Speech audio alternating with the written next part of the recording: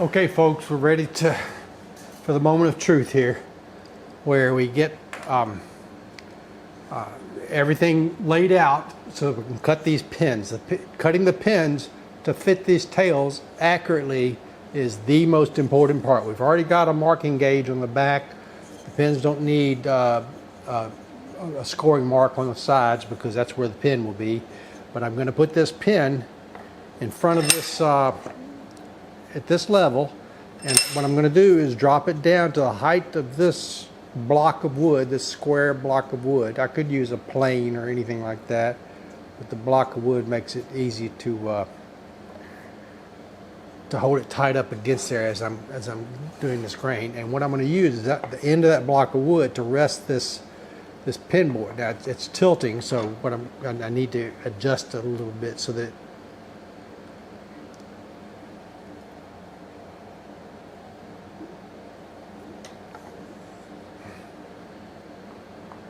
it's not tilting anymore. Actually, it is a little bit.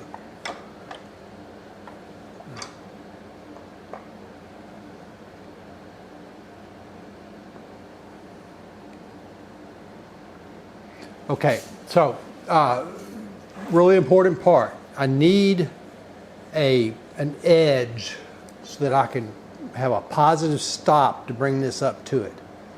And it feels like a stop, but it's not really. It's just, trust me, I need some sort of edge on that thing. So I'm going to use blue tape. I'll use 3 layers of blue tape in order to make this edge that I want to put on here. So the first layer, I want to go past the mark on this thing. And this goes on the underside of it, because the face is going to be on top. So that's 1 layer of tape.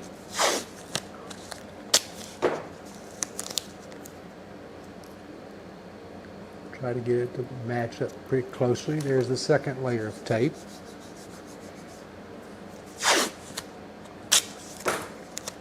And here is the 3rd layer of tape. And since this marking gauge is already set, I should be able to use that to cut this to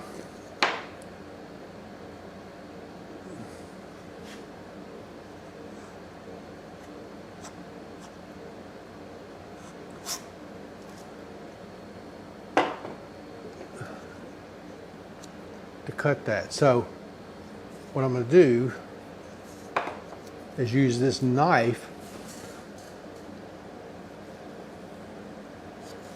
cut the edge of that tape, the excess, so it's nice and neat. Right, and then I can pull off that line, and I can see that it didn't cut very well on this side. So it cut it good on this side, but it didn't cut very well on this side. And so I'm going to try that again with this gauge. The gauge is just bending it over.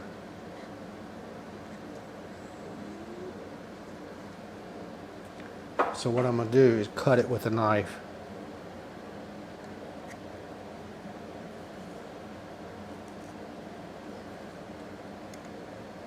I think it was just 1 piece of tape that didn't get cut through. So I've got the fuzzes out there, and I'm going to try to cut.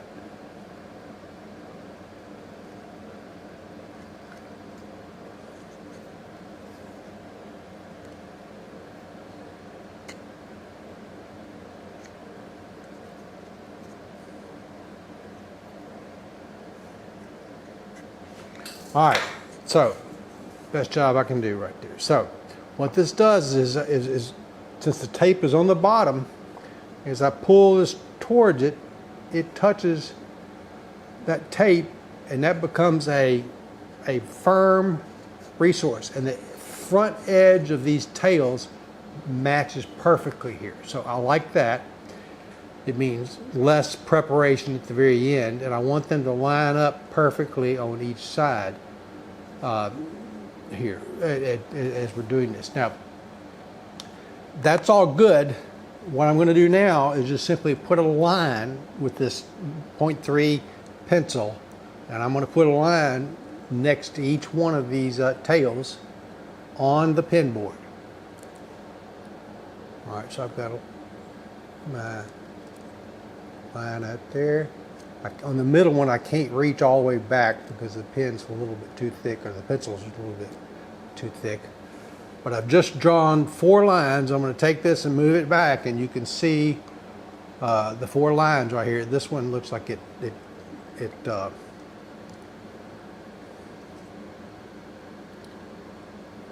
kind of came off.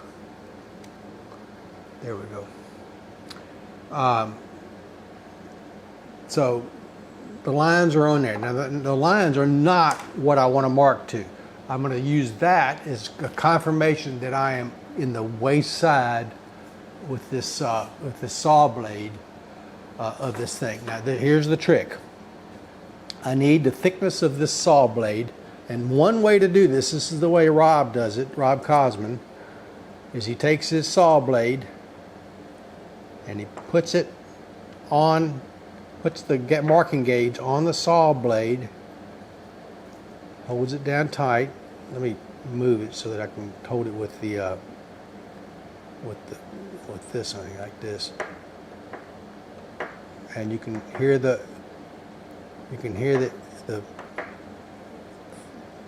marking gauge dropping down, and then I'm going to tighten it up as I'm holding the saw blade. All right, now you can't tell it from looking, but this saw blade is right on the edge of that marking gauge. As I rub my finger between that razor sharp marking blade and that razor sharp saw blade, it feels like flat as it can be. And so we're actually in pretty good shape with that. And what you can do then is you can pull this up to the backing edge right here, get it all lined up, and then use this gauge. It's got 2 different levels. It's got a level at how far the marking gauge sticks out, or the marking knife sticks out, and then the bottom of this brass part. So you hold the brass part against this pin board, and you put the marking gauge up against the tail board, and then you use that to slide the tail board over by the width of that saw blade, which turns out to be exactly 1/64 of an inch. And what I want you to see here, I'm going to move my camera, my light on this side. This camera should be able to see that marking gauge, and you can see the saw blade fits that exactly, and you can see the saw. I'm holding the back end of the saw blade touches that line as I rub it up against here. And what I'm going to do is I'm going to cut down with a mark right here. Let me show you another trick. When I first did this, this is important for you to see.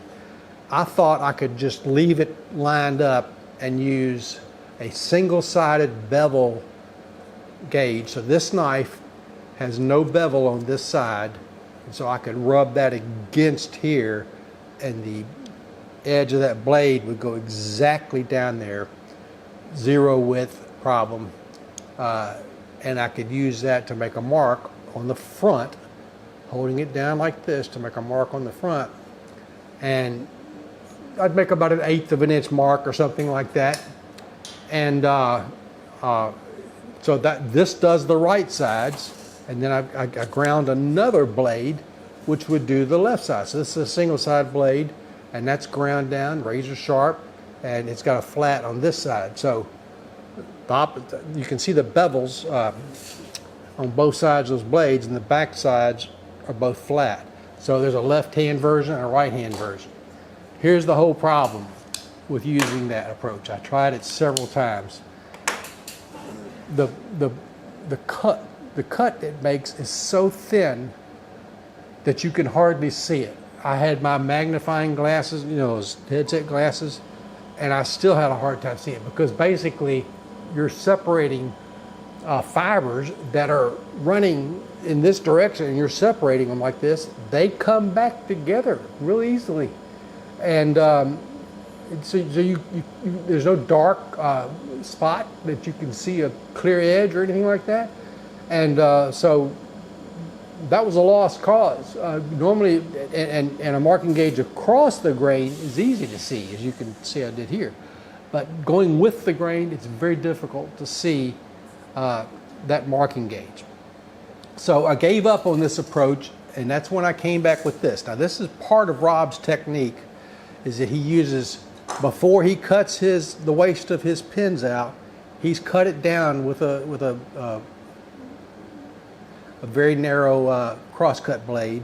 He's cut it down, and then he uses a special tool that he goes down into that curve. It's the same width of the saw blade, and he pulls it, rakes it across the front after he's used that marking gauge technique where you move the board over by the thickness of the blade, and he makes a saw curve into the top of the board, and then he lays and then when he gets ready to cut his pins, he lays his saw blade on there.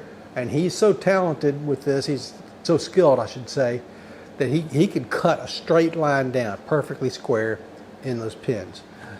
I never was that good at it. That's kind of why I'm going with the table saw approach, because it will cut a straight line. But I need to use Rob's technique in order to be able to get this this mark made. So the first thing I'm going to do is I have a 0.5 millimeter thin gauge block. I've got a whole set of them. This is the smallest one I've got, and it turns out that the 0.5 millimeter is the same thing as a 64th of an inch, shown on this blade right there. And if you look at the saw blade thickness, it's a 64th of an inch, shown in that right there. So both of them are the same. These are expensive, these things from woodpeckers. Anything you buy for woodpeckers is expensive. You can actually buy packets of copper. This one is 20 millimeters by 20 millimeters square and 0.5 millimeter thick. So this little copper thing, I bought it from Amazon, is also exactly a 64th of an inch thick. And so that would suffice to use as a gauge on here. And so this is the approach I really like to do. Let's see, I've already got my square out. Yeah, here it is. So here's my mechanics square, my little mini one. And I take this woodpecker's thickness gauge right here, and I put it against there, and I rub against this, and I can see that I am exactly correct.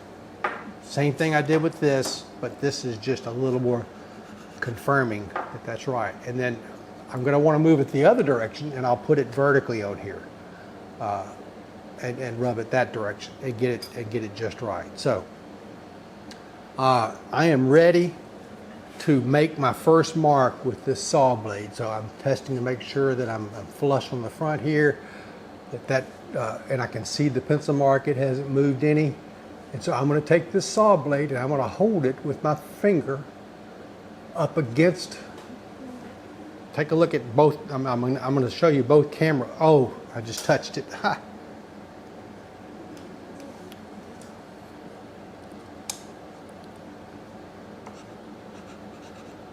Yep, it was off a little bit.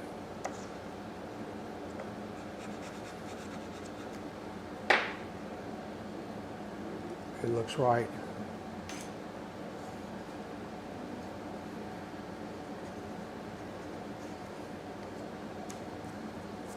I'm having to test again.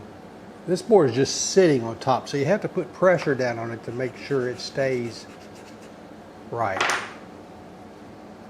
So you can let go of it, but when you touch it again, you need to apply pressure so it's not going to move. And what I want you to see from this camera over here is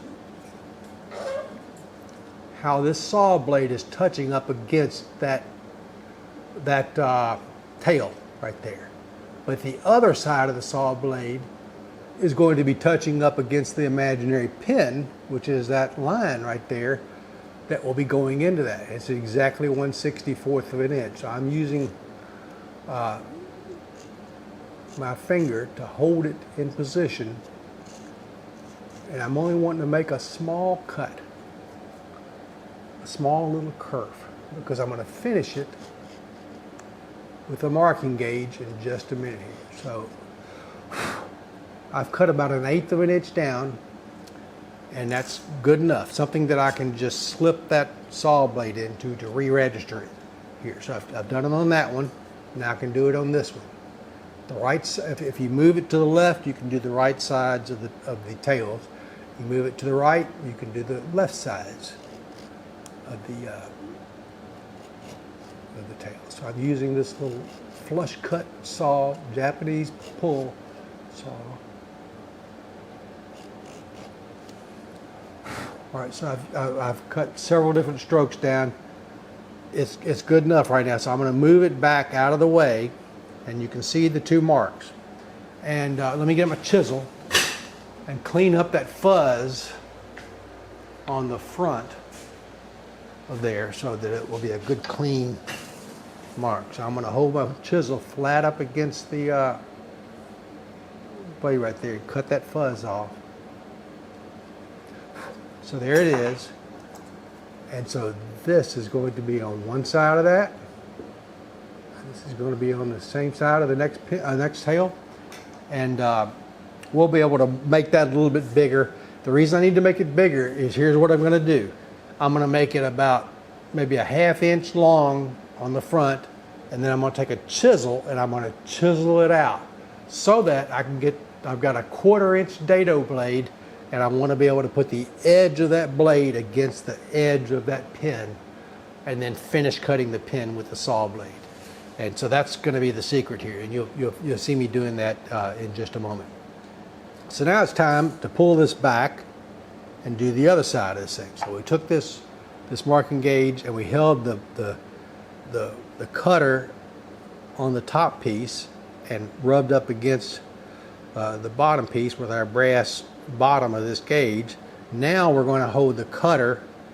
I'm turning around so I get the fat of the brass up at the top. I'm going to put the marking gauge against the bottom piece and slide this over to the right so that we can get the left sides of these tails. And that, just to confirm that my preferred method of using this little gauge right here is correct. Sure enough, when I rub up against both, it's flat. I can see that it is flat. So both techniques work. I just happen to prefer using this. And I'm all the way out. And so now I can see the other pencil mark with a little bit of gap, a 1/64 of an inch gap. And so now, and this is a little trickier to get it on the this side, what I do is I stick my finger down in there and put my fingernail up against it, and I'm going to put the light over on this side of it so that this camera can see it. So now I've got that flush up against that tail, and I just pull it down once, twice, and that ought to be good enough.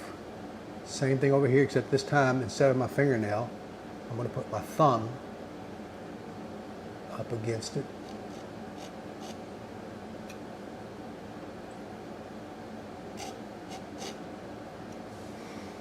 All right. Get one more stroke on this one.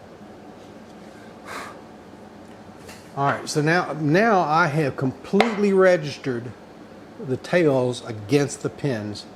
I just need to finish it out using this 7-degree marking gauge. And I'm going to get rid of the fuzz on the front of these. You know, a chisel has a flat back, and that's why a chisel is never sharpened on the back side. like a plain blade is. And I'm going to make sure this, I'm going to use the back of the blade to kind of clean out that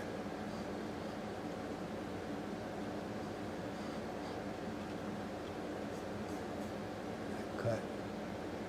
Make sure all the fuzzies are gone. Okay. Now, marking gauge. So I take my marking gauge, I put my blade into that kerf, the first one I did, so it's, you know, it's sitting in that kerf enough to where I can put this up against my marking gauge. I'm pushing my marking gauge up against the blade. It won't go any further because the blade is stopping it. That's exactly what I want. And so now I can cut a larger kerf that I can chisel away to get me a nice flat to rub the sawtooth against. Do the same thing here.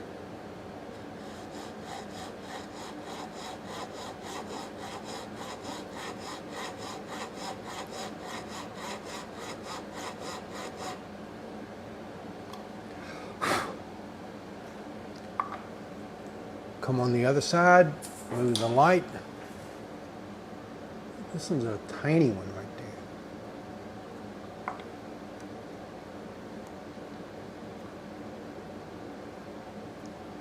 Now here's my problem. I'm only good at this with my right hand. For some reason, I can't use a saw with my left hand. So I'm in the kerf. I'm pushing my block with my left hand and using my thumb to press against it so it won't move. Using my right hand to control the saw.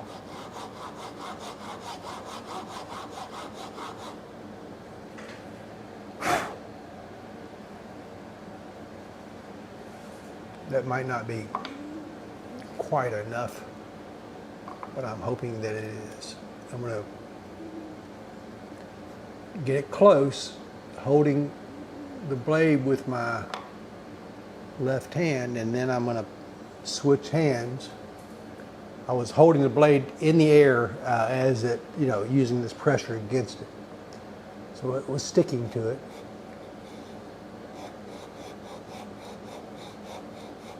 So I keep the blade flush against that marking gauge, because that is a very accurate marking gauge. We built that in the last video we did.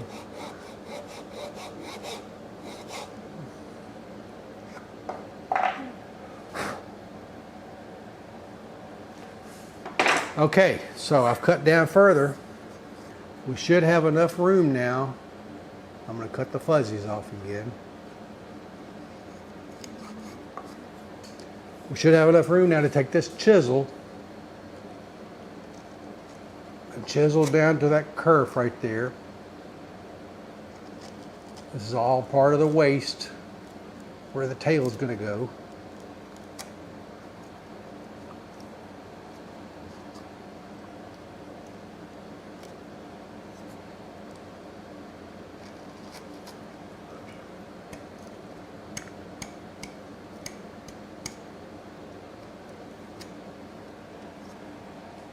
And that looks like enough. All right, so camera looking at this, you can see there's enough room to register the side of the saw kerf, the side of the saw blade, tooth I should say, against there.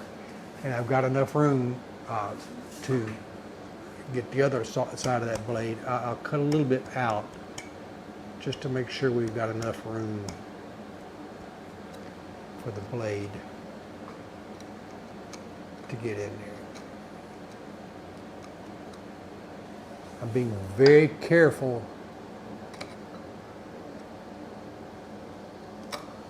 with this edge. This is a pristine edge that I want to be perfect, because that's actually the beginning of the pin. So now I cut the other direction, left-handed.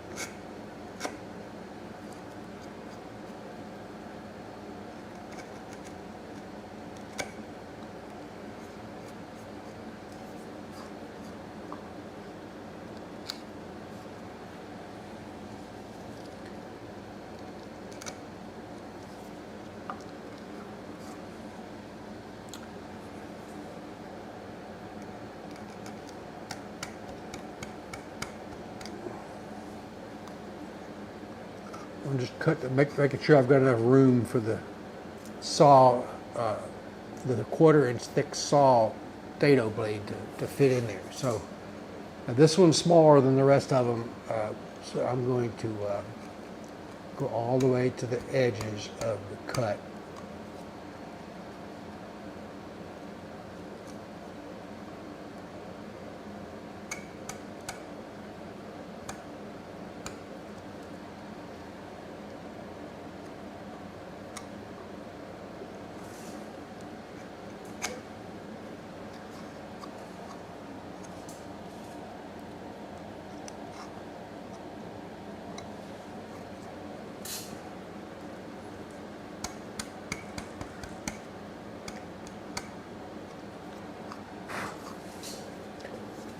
All right, so I want to cut it a little bit deeper on the front side, not up to the kerf, but just a little deeper there so I can have that sawtooth, 1/4-inch wide sawtooth go into there.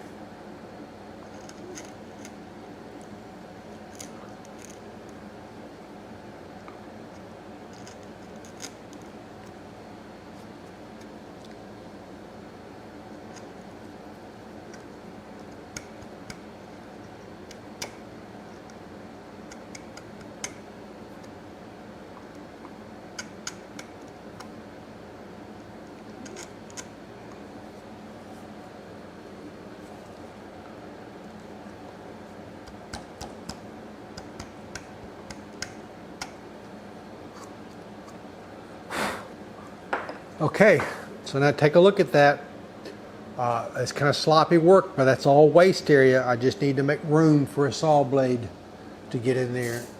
I see one little problem right here.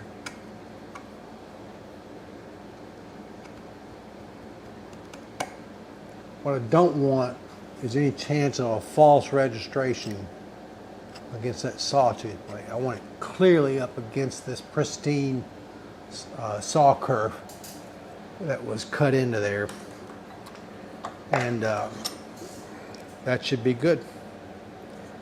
Now, time to cut with the dado blade. I'll have to move the cameras again. Having to move the cameras several of these shots because 4 times because we had the first shot here, the second shot there, we're in the 3rd shot here, we got to take another shot there, and a 5th shot here. So that's actually 5 shots that we're having to move these cameras. So see you in just a minute.